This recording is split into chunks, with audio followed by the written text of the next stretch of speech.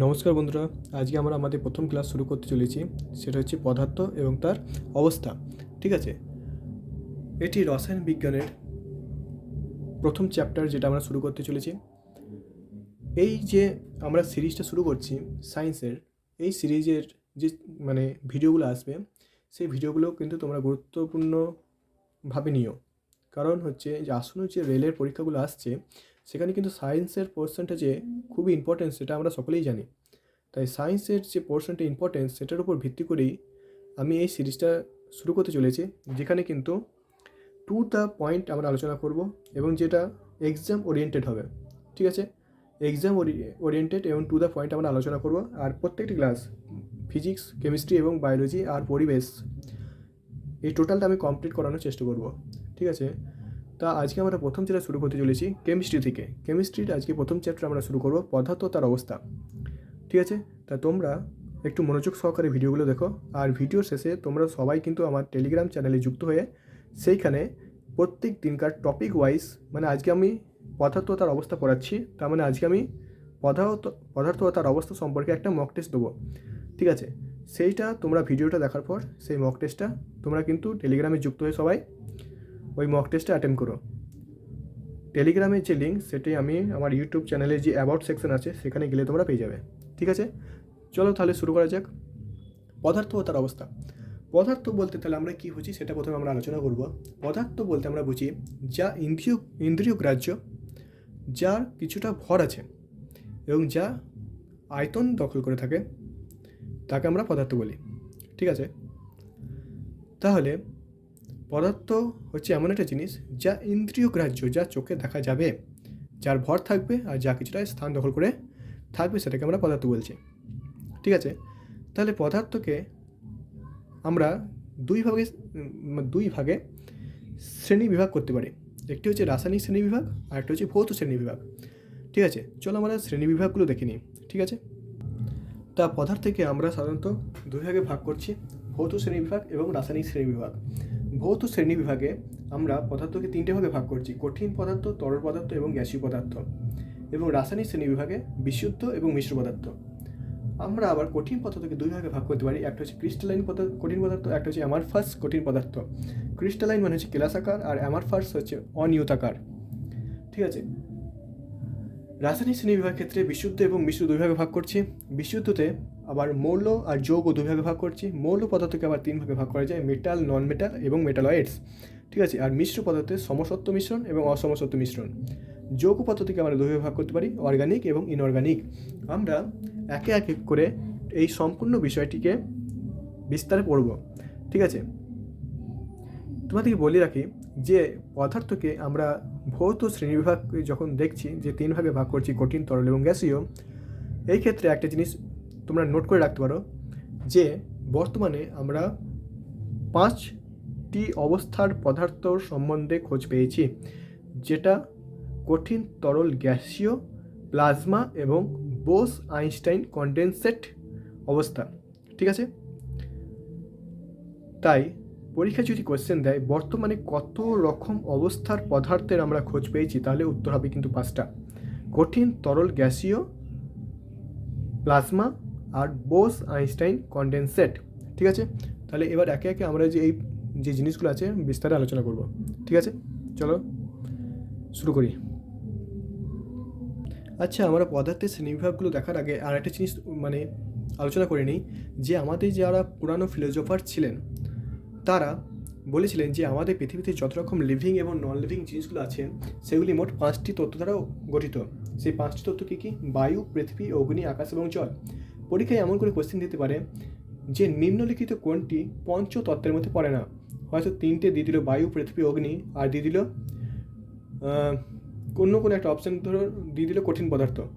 ঠিক আছে, তাই সেই ক্ষেত্রে কঠিন পদার্থ কিন্তু আমাদের পঞ্চতত্ত্বের মধ্যে পড়বে না। পঞ্চতত্ত্ব বলতে বায়ু, পৃথিবী, অগ্নি, আকাশ আর জল, এই 5টি তত্ত্বের দ্বারা আমাদের পৃথিবীর সমস্ত লিভিং এবং নন লিভিং যে জিনিসগুলো আছে সেগুলো গঠিত, এরকম আমাদের পুরানো ফিলোসফার্সরা বলেছিল।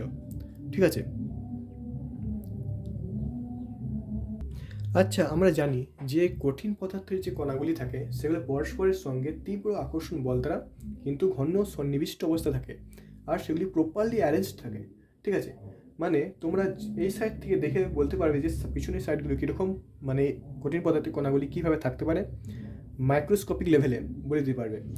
অথবা ম্যাক্রোস্কোপিক ভিউতে তোমরা যদি মানে বোঝার চেষ্টা করো তাহলে সেক্ষেত্রে বুঝতে পারবে যে কঠিন পদার্থের কণাগুলো কিন্তু মানে পরস্পরের সঙ্গে তীব্র আকর্ষণ বল দ্বারা পরস্পরের সঙ্গে যুক্ত থাকে, যার ফলে কিন্তু কঠিন পদার্থ শক্ত হয়, কারণ সেগুলি পরস্পরের সঙ্গে তীব্র আকর্ষণ বল দ্বারা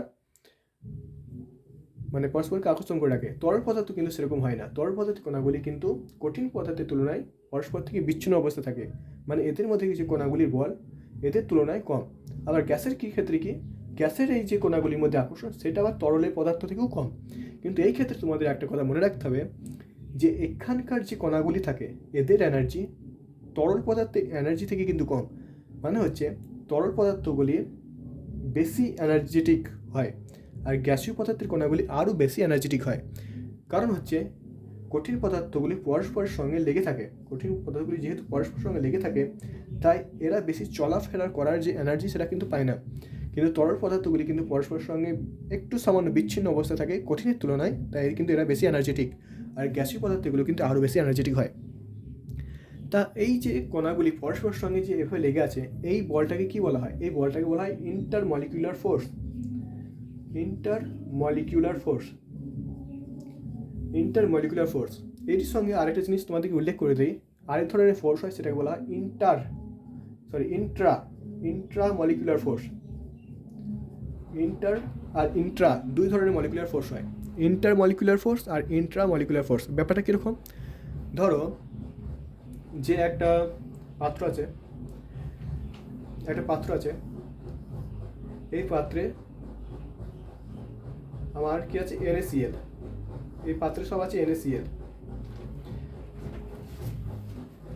এক মিনিট, এটা ভালো করে বর্ণনা করি। এই পাত্রে আছে আমার NaCl। তা এই NaCl এগুলো যদি NaCl এর কণা হয়, NaCl মানে সোডিয়াম ক্লোরাইড, তাহলে এই যে Na আর Cl এগুলি পরস্পরের সঙ্গে যে বল দ্বারা আকর্ষণ করে রেখেছে, মানে সোডিয়াম আর ক্লোরিন পরস্পরের সঙ্গে যে বল দ্বারা আকর্ষিত হয়ে আছে সেটাকে আমরা বলছি ইন্ট্রামলিকুলার ফোর্স। সেটা কি বলছি আমরা? Intramolecular force. আর এই একটা সোডিয়াম ক্লোরাইডের সঙ্গে অন্য একটা সোডিয়াম ক্লোরাইড যে বল দ্বারা আবদ্ধ সেটাকে আমরা কি বলছি? এই যে আকর্ষণ বলটাকে এটা কি বলছি? এটাকে বলছি আমার ইন্টারমলিকুলার ফোর্স। তাহলে তোমরা বুঝতে পারছো ব্যাপারটা কীরকম? মানে সোডিয়াম ক্লোরাইডের সোডিয়াম এবং ক্লোরাইড যে মানে ক্লোরিন পরস্পরের সঙ্গে যে বন্ধন দ্বারা পরস্পরের সঙ্গে আবদ্ধ সেটা কিন্তু হচ্ছে ইন্ট্রামলিকুলার ফোর্স। আর একটা সোডিয়াম ক্লোরাইড অন্য একটা সোডিয়াম ক্লোরাইডের সঙ্গে যে বন্ধন দ্বারা আবদ্ধ সেটা হচ্ছে ইন্টারমলিকুলার ফোর্স। ইন্টার বলতে তোমরা এমন ভাবে ব্যাপারটাকে দেখতে পারো, দাও তোমাদের আর একটু ভালো করে।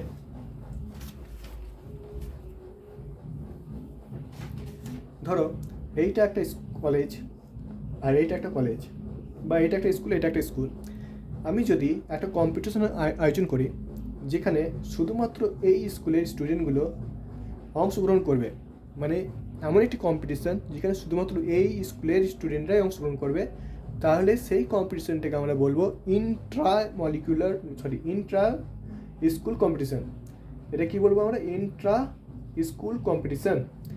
আর যদি ধরো এটা একটা স্কুল, এই স্কুলের এরা স্টুডেন্ট, অন্য একটা স্কুল আছে এই একটা স্কুল, সেই স্কুলের এরা স্টুডেন্ট, এমন একটা কম্পিটিশান আয়োজন করছি যেটা এই স্কুলের সঙ্গে ওই স্কুলের মানে কম্পিটিশানটা হবে, তাহলে সেটাকে বলবো আমরা কি? Inter school competition. ঠিক সেরকম মানে সোডিয়ামের সঙ্গে ক্লোরিনের যদি আমরা আকর্ষণ বলটাকে ধরি সেটা হচ্ছে আমাদের ইন্ট্রামলিকুলার ফোর্স, আর সোডিয়াম ক্লোরাইডের সঙ্গে সোডিয়াম ক্লোরাইডের যে আকর্ষণ বল সেটা হচ্ছে ইন্টারমলিকুলার ফোর্স। যেমন আরেকটা উদাহরণ যদি আমরা এখানে আলোচনা করি, যদি আমরা জলের অণুকে দেখি H2O, তাহলে এই ক্ষেত্রে আমরা হাইড্রোজেনের সঙ্গে যে অক্সিজেনের বন্ধন সেটা কিন্তু হচ্ছে ইন্ট্রামলিকুলার।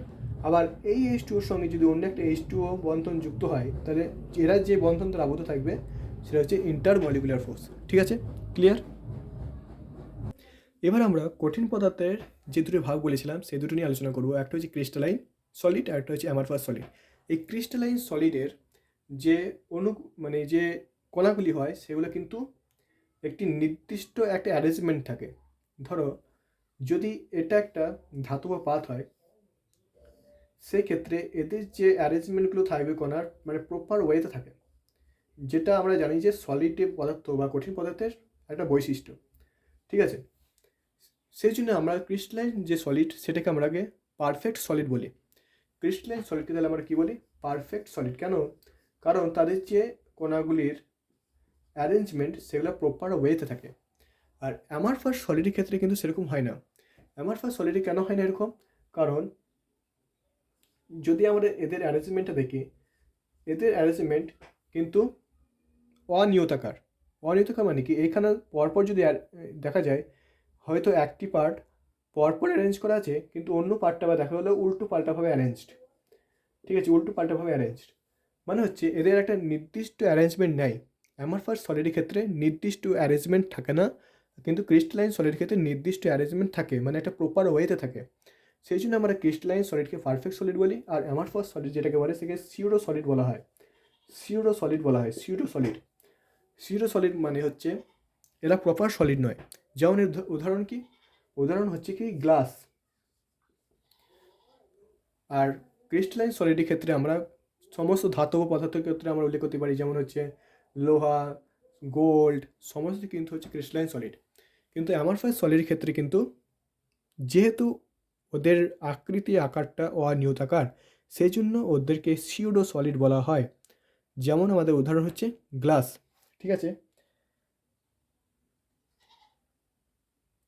আরেকটা জিনিস, এই ক্রিস্টালাইন সলিডগুলো হয় অ্যানআইসোট্রপিক।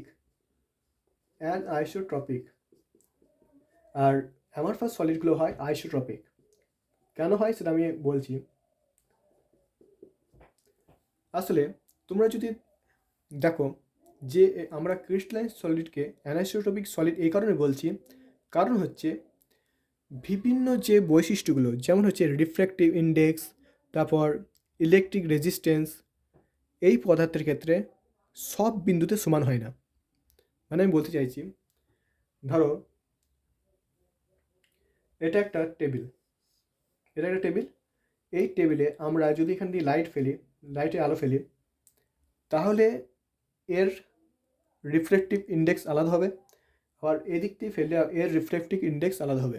কিন্তু গ্লাসের ক্ষেত্রে আমরা যদি একটা গ্লাস নিই, গ্লাসের ক্ষেত্রে আমরা এখানে যদি আলো ফেলি সেই ক্ষেত্রেও রিফ্লেকটিভ ইন্ডেক্স সেম, এই দিক থেকে যদি আলো ফেলি সেই ক্ষেত্রেও কিন্তু সেম হবে। মানে হচ্ছে কঠিন পদার্থের ক্ষেত্রে ক্রিস্টালাইন বিভাগের আমরা পারফেক্ট সলিড সম্পর্কে আলোচনা করি। আর সেই পারফেক্ট সলিডের ক্ষেত্রে প্রত্যেক অংশে কিন্তু যে ধাতব পদার্থের গুণগুলি হয় সেগুলি সমানভাবে কিন্তু দেখায় না। মানে হচ্ছে বললাম, যেমন রিফ্লেকটিভ ইন্ডেক্স নিয়ে বললাম, যদি এটা কাঠের একটা পাত্র হয় তাহলে আমরা এই দিক দিয়ে আলো ফেললে ওর যে রিফ্লেকটিভ ইন্ডেক্স হবে, আর এদিক দিয়ে ফেলে সেটা কিন্তু সেম হবে না। কিন্তু আমরা গ্লাসের ক্ষেত্রে যদি আমরা বলি, গ্লাসের ক্ষেত্রে তোমরা যে দিক দিয়ে আলো ফেলবে ওই গ্লাসের প্রত্যেক বিন্দুতে রিফ্লেকটিভ ইন্ডেক্স সেম হবে। ঠিক আছে, অথবা ইলেকট্রিক রেজিস্ট্যান্সের ক্ষেত্রেও তুমি সেম কথা বলতে পারো। ইলেকট্রিক রেজিস্ট্যান্সের ক্ষেত্রে কিন্তু ধাতব পদার্থের সমস্ত বিন্দুতে,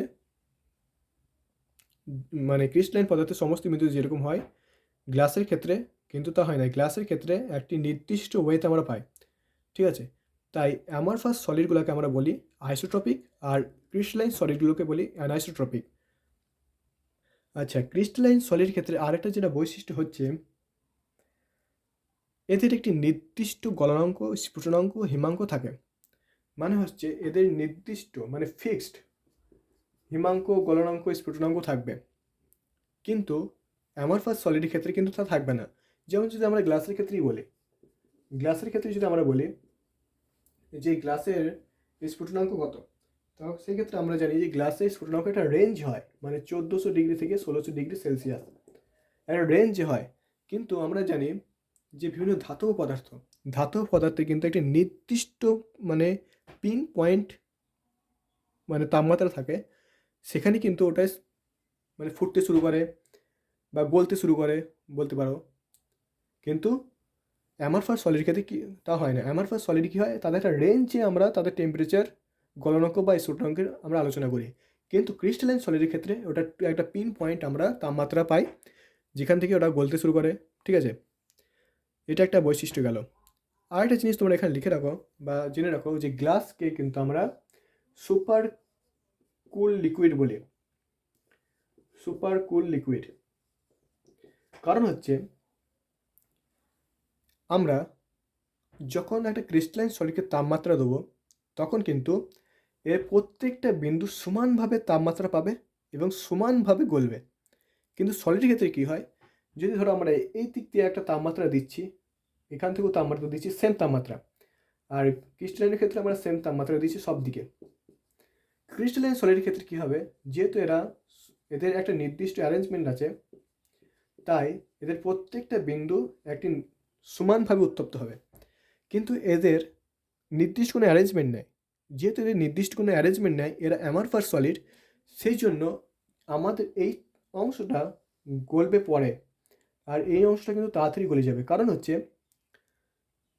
এদের আকারটা হচ্ছে অনিয়তাকার, এদের প্রত্যেকটা অংশ সমানভাবে নিজেদের সঙ্গে কানেক্টেড নয়। তাই একটা, যেমন ধরে আমরা ছিন্ন বিচ্ছিন্ন কোনো একটা দলের কথাই যদি বলি, যে কোনো একটা দল আছে, একই ঘরের কোনো একটা দল, যারা নিজেদের মধ্যে খুবই বন্ডেড, মানে তাদেরকে ভাঙা অত সহজ নয়। কিন্তু ওই একই ঘরের অন্য কোনো মানে লোক, যারা 2-3 জন থাকবে, তাদেরকে যদি আমরা সহজে ভেঙে ফেলতে পারি, তারা কিন্তু ভেঙে যাবে। ঠিক এরকমই ব্যাপার, মানে এরা একই ঘরে থাকবে, কিন্তু এদের মানে রেজিস্ট্যান্স বেশি, মানে এরা খুব বেশি আটকাতে পারে, রেজিস্ট্যান্স ক্ষমতা এদের বেশি, কিন্তু এদের নয়। তাই একই তাপমাত্রা এরা তখন গলবে না, এরা গলে যাবে। মানে এদের মানে অ্যামারফাস সলিডের ক্ষেত্রে লিকুইড এর মতন সামান্য কিন্তু গুণ থাকে। ঠিক আছে, তাই গ্লাসকে কিন্তু আমরা সুপার কুল লিকুইড বলি। ক্রিস্টালাইন সলিডের ক্ষেত্রে কিন্তু এরকম হয় না। ঠিক আছে, এবার আমরা যে বিষয়টা আলোচনা করব সেটা হচ্ছে কঠিন, তরল আর গ্যাসীয় পদার্থের মধ্যে কঠিন পদার্থের কম্প্রেসিবিলিটি কিন্তু কম। মানে হচ্ছে একে কম্প্রেস করা খুব কঠিন, মানে কঠিন পদার্থের কম্প্রেসিবিলিটি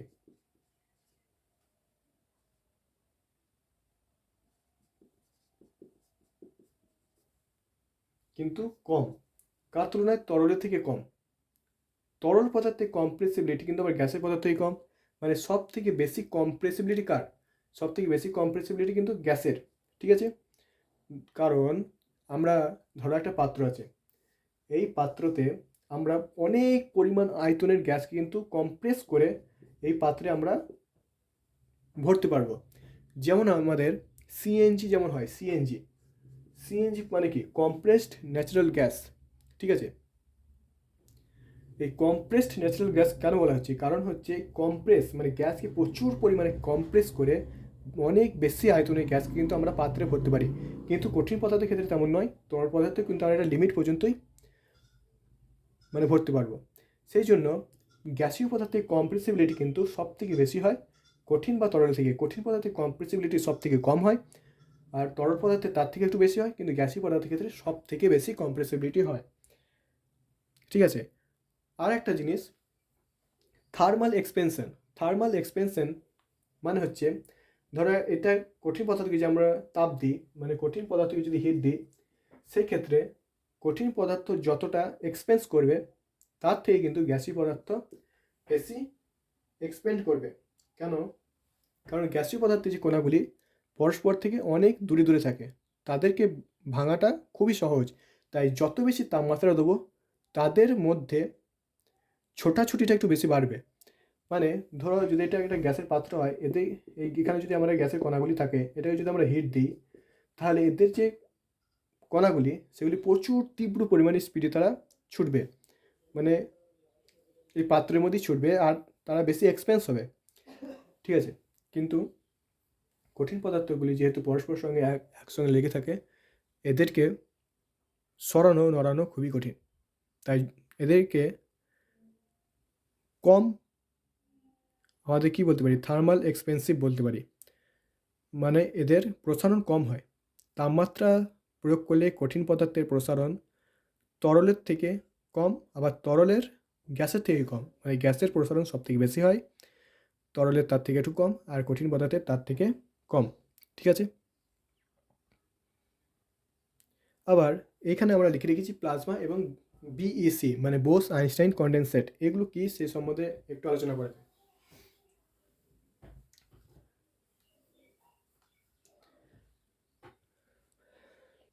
তো প্লাজমা হলো সুপার এনার্জেটিক এবং super excited particles.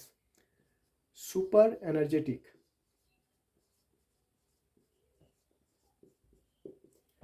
Plus super excited particle, মানে প্লাজমা স্টেটে আসার জন্য যে কণাগুলি থাকে সেই কণাগুলিকে সুপার এনার্জেটিক আর সুপার এক্সাইটেড হতে হবে। মানে ধরো আমাদের যে সিএফএল ল্যাম্পগুলো থাকে, সবারই বাড়িতে আছে সিএফএল ল্যাম্প, ধরো এটা একটা সিএফএল ল্যাম্প, ঠিক আছে। এই সিএফএল ল্যাম্পে কি থাকে, এখানে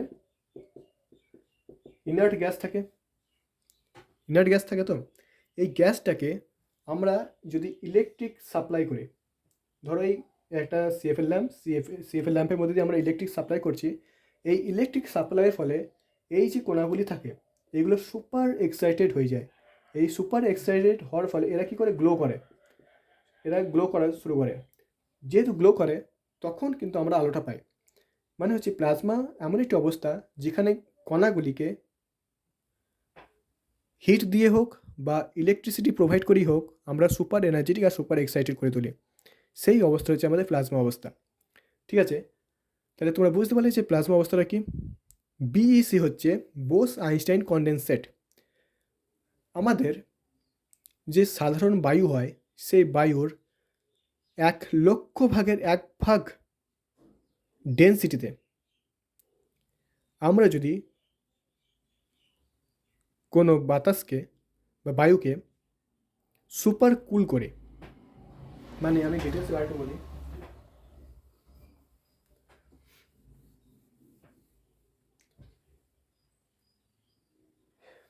কোনো একটা গ্যাস আছে, সেই গ্যাসটাকে আমরা মানে ইন জেনারেলি যেসব বাতাস হয় সেই বাতাসের যে আয়তন বা ডেনসিটি তার 1,00,000 তার 1,00,000 যে ডেনসিটি, সেই ডেনসিটিতে নিয়ে গিয়ে যদি সুপার কুল করে, সুপার কুল মানে -273.16 নিয়ে গিয়ে যদি সুপার কুল করি, তখন যে গ্যাসটির অবস্থা হবে সেটাকে আমরা বোস আইনস্টাইন কন্ডেনসেট অবস্থা বলছি।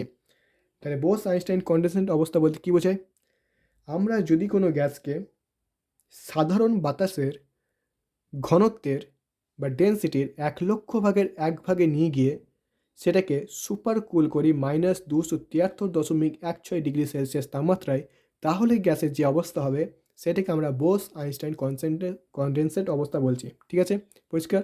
তাহলে আমাদের পদার্থের 5টি অবস্থা: কঠিন অবস্থা, তরল অবস্থা, গ্যাস, প্লাজমা এবং বিএসি। কঠিন, তরল এবং গ্যাসীয় সম্বন্ধে তোমাদের সবাই অলরেডি জানো। প্লাজমা হচ্ছে কোনো গ্যাসকে তাপমাত্রা বা ইলেকট্রিক সাপ্লাই করে সুপার এনার্জেটিক বা সুপার এক্সাইটেড করলে ওই যে অবস্থা হয় সেটা হচ্ছে প্লাজমা। আর সুপার এনার্জেটিক বা এক্সাইটেড হলে তার গতি বৃদ্ধি পায় এবং সেটি কী হয়, গ্লো করে, যেটা আমরা সিএফএল ল্যাম্পের একটি উদাহরণ দিয়ে দেখলাম। তারপর হচ্ছে বিইসি, বোস আইনস্টাইন কন্ডেনসেট।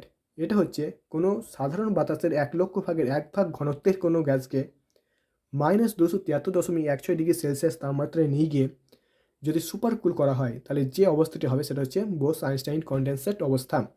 ঠিক আছে,